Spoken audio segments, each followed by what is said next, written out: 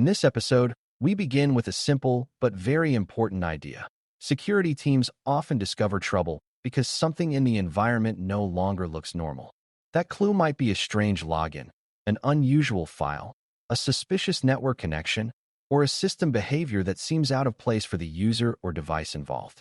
Those clues are often called indicators of compromise, IOCs, and they form part of the foundation for detection work in cybersecurity. For brand new learners, that matters because detection is rarely about one dramatic moment where a screen flashes and announces that an attacker has arrived.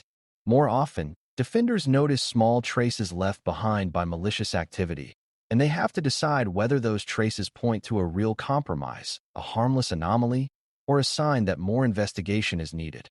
Understanding IOCs helps analysts move from vague suspicion to focused inquiry, which is one of the most important early skills in security operations. Before we continue, a quick note. This audio course is a companion to our course companion books. The first book is about the exam and provides detailed information on how to pass it best. The second book is a Kindle-only ebook that contains 1,000 flashcards that can be used on your mobile device or Kindle. Check them both out at cyberauthor.me in the Bare Metal Study Guide series. At the most basic level, an IOC is a piece of evidence that suggests a system, account, device, or environment may have been compromised. It is not automatically proof, and that distinction is important right away. A suspicious file name, a rare process, a new scheduled task, a strange outbound connection, or an account logging in from an unusual location can all be IOCs because they suggest something may be wrong. The key word is indicator. It points toward possible malicious activity, but it does not guarantee malicious activity on its own. For beginners, this is a very healthy mindset because it prevents two common mistakes at the same time. The first mistake is ignoring a clue because it does not prove everything immediately, and the second mistake is treating every clue as if it confirms the worst possible scenario before the facts are clear.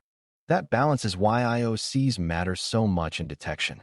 They give analysts a starting point when the environment is too large and too active to examine every event equally.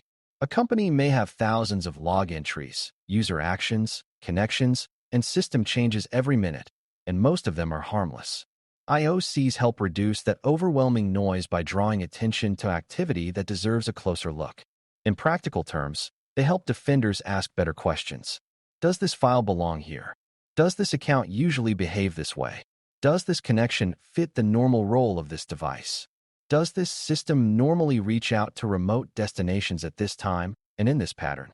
For a beginner, that is why IOCs are called detection foundations. They do not solve the whole problem by themselves, but they give the analyst a workable place to begin instead of staring at a flood of events with no clear direction. IOCs can appear in many different parts of the environment, which is another reason they are so useful. Some are found on individual systems, some are found in network activity, some appear in identity and access behavior, and others show up in email traffic or application activity. That variety matters because attackers do not always leave the same kind of trace. One intrusion may leave behind odd file behavior on a workstation, while another may be visible mainly through unusual authentication activity or through a service reaching out to a destination it has never contacted before. A beginner should understand that detection becomes stronger when analysts are willing to look across multiple layers instead of expecting every compromise to announce itself in the same way. The clue that matters most may not come from the most dramatic source. Sometimes the most useful early sign is a quiet inconsistency that only stands out because someone understands what normal behavior should look like. Host-based IOCs are some of the easiest examples to picture because they appear directly on the affected system. These may include new files in unusual locations, unfamiliar programs running on a device, changes to startup behavior, unexpected administrative accounts, suspicious child processes, disabled security settings, or signs that logs were tampered with or erased. Even a simple pattern, such as a business workstation suddenly launching tools or scripts that do not match its normal role, can be a meaningful clue. The important point is not memorizing every possible host-based indicator. The important point is learning to compare what is present now with what should normally be present on that system. For beginners, this makes detection feel more practical. You do not have to know every attacker trick from memory to notice that something is wrong. You do need to understand the system well enough to recognize when behavior no longer fits its purpose, user, or normal operating pattern. Network-based IOCs are just as important because attackers often need communication paths to deliver malicious content, control compromised systems, move laterally, or transfer information out of the environment.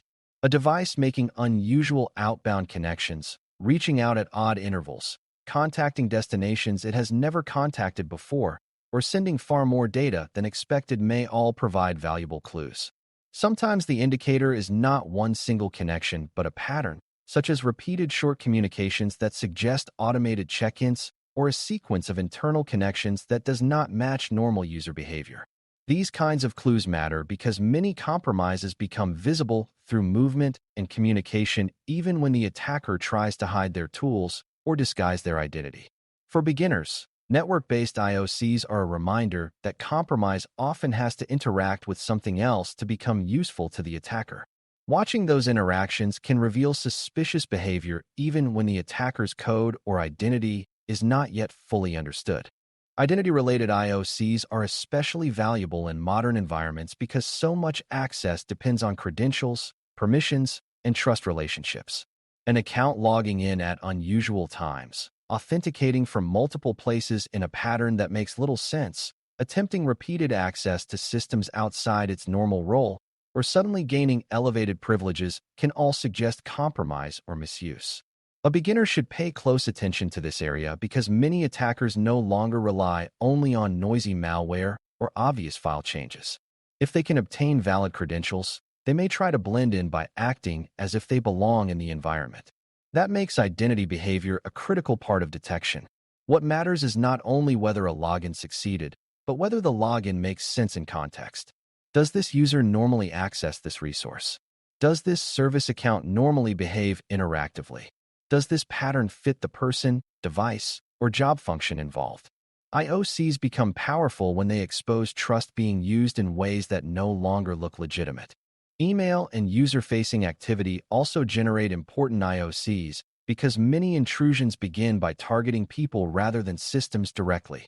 A suspicious attachment, a link leading to a fake sign-in page, an email that creates a sense of urgency around credentials, or a message thread that looks almost legitimate but contains subtle differences can all be part of the early warning picture.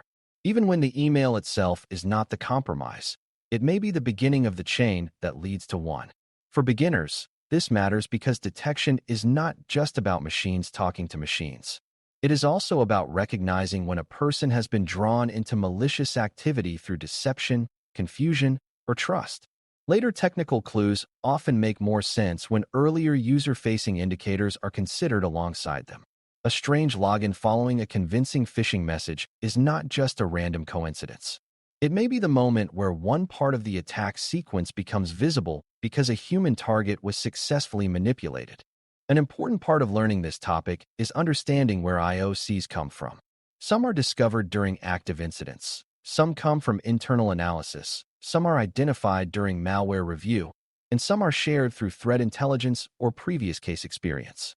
User reports can also create valuable leads, especially when someone notices a message, system behavior, or application response that does not feel right. The quality of an IOC matters just as much as its existence, because poorly understood or stale indicators can waste time and create false alarms. A file name that once appeared in malicious activity may later show up harmlessly in another context, and a remote address that was dangerous last month may no longer be relevant today. For beginners, this is a helpful reminder that detection is not just about collecting more indicators. It is about understanding how reliable they are, how current they are, and how well they fit the environment where they are being applied. This leads to one of the most important practical lessons. IOCs work best when they are combined with context. A suspicious hash, connection, or account action becomes much more useful when the analyst also knows what asset was involved, how important that asset is, what normal behavior looks like for it, and what other suspicious activity happened around the same time. Without context, an indicator can be interesting but not very useful. With context, the same indicator can become the first real sign of a serious breach. Imagine the difference between seeing a strange outbound connection from a lab machine used for testing and seeing a strange outbound connection from a sensitive server that normally communicates with only a handful of approved systems. The technical clue may look similar on the surface, but the meaning is very different. For beginners, this is where detection matures. You stop seeing IOCs as standalone facts and begin seeing them as pieces of a larger operational story. It is also important to recognize the limits of IOCs so they are not treated like a perfect answer to every security problem. Many IOCs are reactive by nature, which means they are discovered after an attacker has already done something noticeable. That makes them valuable, but it also means they do not always provide early enough warning on their own. Attackers can change file names, switch remote infrastructure, rotate accounts, alter timing, or use legitimate tools in ways that reduce the usefulness of simple indicator matching. A beginner should understand that this does not make IOCs useless. It simply means they are one part of detection, not the entire discipline. Strong detection combines known indicators with behavioral analysis, good logging, understanding of normal baselines, and the ability to investigate anomalies that do not yet match anything previously documented. IOCs are foundational because they give defenders something concrete to work with, but mature analysis does not stop there. Validation is the step that turns an interesting clue into a useful investigation. When analysts encounter an IOC, they need to ask whether it is credible, whether it is current, whether it matches the environment, and whether other evidence supports it. A single indicator can point in several directions. It might reveal true compromise, misconfiguration, authorized administrative work, testing activity, or even a broken business process that only looks malicious at first glance. That is why validation matters so much. Analysts check surrounding events, related systems, timelines, user context, and other technical evidence to understand what the clue really means. For beginners, this is one of the biggest professional habits to build. Do not dismiss a clue too quickly, but do not accept it uncritically either. Good detection work lives in that middle ground where the analyst stays curious, tests assumptions, and lets the evidence shape the conclusion instead of forcing the conclusion too early. Once an IOC is validated enough to deserve action, it becomes a pivot point for broader investigation. Analysts use it to search for related activity across systems, accounts, time ranges, and communication patterns. A suspicious account event may lead to a review of other access attempts by the same account. A strange file may lead to a search for similar file behavior on other devices. An unusual outbound connection may lead to a review of other systems reaching the same destination or showing the same communication rhythm. This is where IOCs stop being isolated clues and become engines for scoping the incident. For a beginner, this is an important moment in the learning process because it shows how detection and investigation connect. The goal is not merely to identify one suspicious thing. The goal is to determine whether that thing is part of a larger compromise, how far it has spread, what it touched, and what response decisions the organization needs to make next. IOCs also matter because they help analysts communicate more clearly with others. Technical teams need concrete facts to investigate and contain problems, while managers and leaders often need a concise explanation of why an issue matters and what risk it represents. A well-understood indicator can support both needs. It gives responders something tangible to search for or isolate, and it gives decision-makers a clearer description of what the security team has observed. That said, communication around IOCs has to be disciplined. Analysts should avoid overstating certainty, especially early in an investigation. Saying that a clue suggests compromise is different from saying that the full scope is known. For beginners, this is another foundation skill. Detection is not only about finding technical evidence. It is also about describing that evidence with the right level of confidence so the organization can act decisively without being misled by either panic or false reassurance. By the end of this topic, the main lesson should be clear. IOCs are the clues that help defenders notice when a system, account, or environment may have been compromised, and that is why they sit at the foundation of detection work. They can appear on hosts, across networks, inside identity behavior, within email activity, and in many other parts of the environment where malicious actions leave traces behind. Their value comes from giving analysts a place to start, a way to focus attention, and a method for expanding one clue into a broader investigation. At the same time, they must be interpreted carefully because they are indicators, not automatic proof. For a new learner, this balanced view is exactly the right place to begin.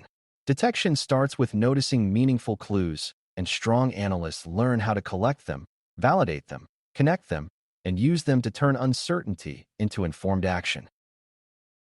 Thanks for listening.